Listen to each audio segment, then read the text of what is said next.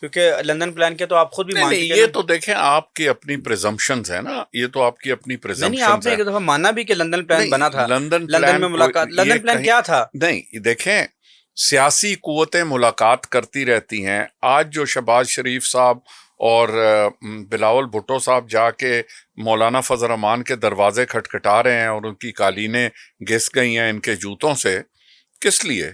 اپنے مفادات کے لیے. نہیں آپ کہتے، آپ یہ سن لیں، مانتے ہیں کہ لندن میں ملاقات ہوئی تھی؟ لندن میں ملاقات اور پلان ہونا there are two different things. آپ کی عمران خان کے ساتھ جی بالکل ہوئی، ملاقات ہوئی. آپ کہتے ہیں پلان نہیں ہوا. نہیں، میں اگر کہوں کہ پلان ہوا، وہ تو دیکھیں آپ نہیں کی میں اس اپنی کا مرضی. چشمدید گواہ ہوں. نہیں، گنڈا پور صاحب میں اس کمرے میں بیٹھا تھا. میرا ایک کوشچن ہے کہ اس کا مطلب ہے کہ پھر ہم کو پتا تھا کہ ماڈل ٹاؤن میں لوگ مریں گے؟ نہیں آپ کو نہیں پتا تھا. اچھا، اگر ہمیں نہیں پتا تھا تو مارنے والا کوئی گولی تو تھی نا.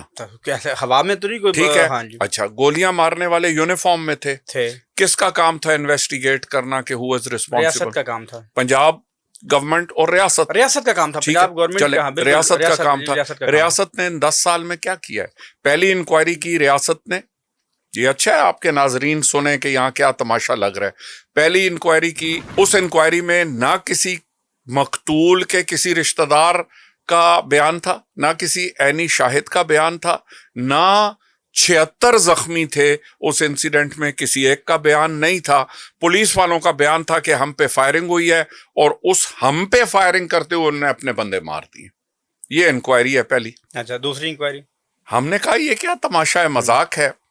پھر جب دھرنے کے بعد دوسری انکوائری ہوئی، میں آپ کو مسلم لیگ نواز کی عیاری کی بات کرتا ہوں اور میں نام لے کے عیاری کی بات کرتا ہوں. مجھے نہ تو کسی کا اللہ کے علاوہ کسی کا خوف ہے اور نہ ہی کسی سے میں ڈرتا ہوں. جب دوسری ہم لوگ جب دھرنے میں گئے 2014 میں اور چیف آف آرمی سٹاف کی انٹروینشن پہ ایک FIR درج ہوئی، طے وہاں یہ ہوا تھا کہ جو بھی آدمی ہیڈ کرے گا JIT کو پنجاب کا رہائشی نہیں ہوگا. یہ میں نے خود کہا، میں نے اس لیے کہا کہ جو بندہ چیف منسٹر کے خلاف، ایک ایسا آدمی جس کی پوری فیملی پنجاب میں رہتی ہو، وہ کیا انکوائری کرے گا. وہاں طے پایا. انہوں نے عیاری یہ کی کہ ایک DIG صاحب تھے جو کوئٹہ میں پوسٹڈ تھے، رہائشی گجرانوالہ کے تھے. ان کو کوئٹے سے بلا کے ہیڈ لگا دیا JIT کا اور کہا کہ جی یہ بلوچستان سے بلا کے ہم نے ہیڈ لگا دیا. تو ہم نے کہا اس کی ساری فیملی پولیٹیکلی آپ کے ساتھ افیلیٹڈ ہے، گجرانوالہ کے رہائشی ہیں، ان کو ہم کیسے مان لیں کہ یہ آؤٹ آف دا پروونس رہنے والے ہیں. اور a person who is saluting the chief minister in the inquiry, how is he expected to be an honest arbitrator? آپ کو شاید علم ہو یا نہ ہو، حضرت عمر کے خلاف ایک صحابی رسول نے دعویٰ دائر کیا. جب حضرت عمر پیش ہوئے تو حضرت عمر کو اونچی مسند پہ بٹھایا گیا تو انہوں نے جج کو کہا تم نے تو آلریڈی زیادتی کر دی ہے، مجھے دوسری مسند پہ بٹھایا اور اس کو جو مدعی ہے اس کو دوسری مسند پہ بٹھایا. جب تک تم ہمیں آپس میں اکٹھے نہیں بٹھاتے تم انصاف کیا کرو گے؟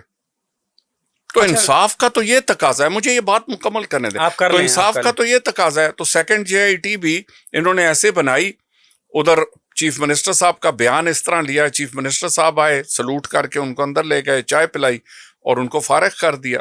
ہم نے کہا ہم تو اس انکوائری کو نہیں مانتے. پھر ہم سپریم کورٹ آف پاکستان گئے. اچھا ٹھیک. جو بچی تھی جس کی والدہ قتل ہوئی تھی، خون میں لت پت آوازیں مجھے اب بھی یاد ہیں، تو وہ بچی نے چیف جسٹس صاحب کو ایک درخواست دی. چیف جسٹس صاحب لاہور رجسٹری میں آئے ہوئے تھے، ان کو ایک درخواست دی تو چیف جسٹس صاحب نے ایک ہیئرنگ منعقد کر لی. اس ہیئرنگ میں 3 جج صاحبان تشریف رکھتے تھے. تو انہوں نے کہا چونکہ یہ کیس نیشنل اہمیت کا حامل ہے تو اس کو لارجر بینچ سن لے گا. لارجر بینچ میں بھی جا کے ہم نے تو وہی استدعا کی کہ جی خدا را ایک انڈیپینڈنٹ انکوائری تو بنا دے نا. اس پہ بھی سپریم کورٹ نے انکوائری نہیں بنائی، JIT کی تشکیل نہیں کی. انہوں نے پنجاب گورنمنٹ کو کہا کہ آپ JIT تشکیل کر دیں اور JIT ایسی ہو جو انڈیپینڈنٹ ہو.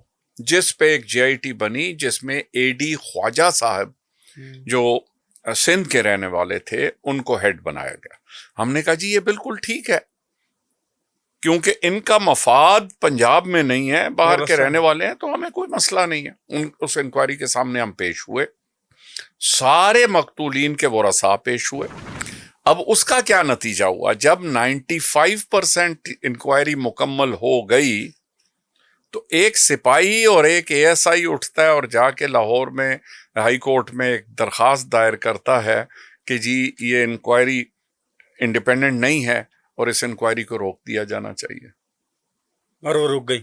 اس پہ ہائی کورٹ نے اسٹے آرڈر دے دیا۔ ہائی کورٹ نے کسی سے یہ نہیں پوچھا کہ ایک آدمی جو 30 یا 35 ہزار روپے پہ ملازم ہے پنجاب پولیس کے اندر، وہ ان ایک لائن لائرز کی کیسے لگا سکتا ہے جو کروڑوں روپے لینے والے لائن بھی لگا دی lawyers کی۔ بالکل، lawyers, all the top lawyers in Pakistan appeared for that سپاہی۔ مجھے یہ بتائیے کہ جو 16 کے قریب آپ کے شہید ہوئے، 14 شہید ہوئے، جی، اس میں ایک کو بھی سزا نہیں ملی؟ کسی ایک فرد واحد کو آج تک سزا آج تک کوئی انکوائری رپورٹ کنکلوڈ نہیں ہو سکی انڈیپینڈنٹ؟ نہیں۔ اچھا، پھر وہی بتا رہا ہوں، تو جب انکوائری وہاں اسٹے آرڈر دے دیا ہائی کورٹ نے، آج 4 سال اور 8 مہینے گزر گئے ہیں، وہ اسٹے آرڈر چل رہا ہے، وہ اسٹے آرڈر چل رہا ہے۔ سر یہ کیا نظام ہے؟ تو محترم یہی تو ہم بات کرتے ہیں، جب ہم کہتے ہیں 4 سال 8 ماہ گزر گئے، وہ اسٹے آرڈر پہ چل رہے ہیں، ابھی قائم ہے۔ وہ 14 لوگوں کی جو ہڈیاں ہیں جی، وہ بھی شاید اب ختم ہو چکی ہوں، میں تو لیکن انصاف ملک مزید آگے یہ کہوں گا کہ 4 سال گزرے ہیں، 40 سال میں بھی کچھ نہیں ہوگا۔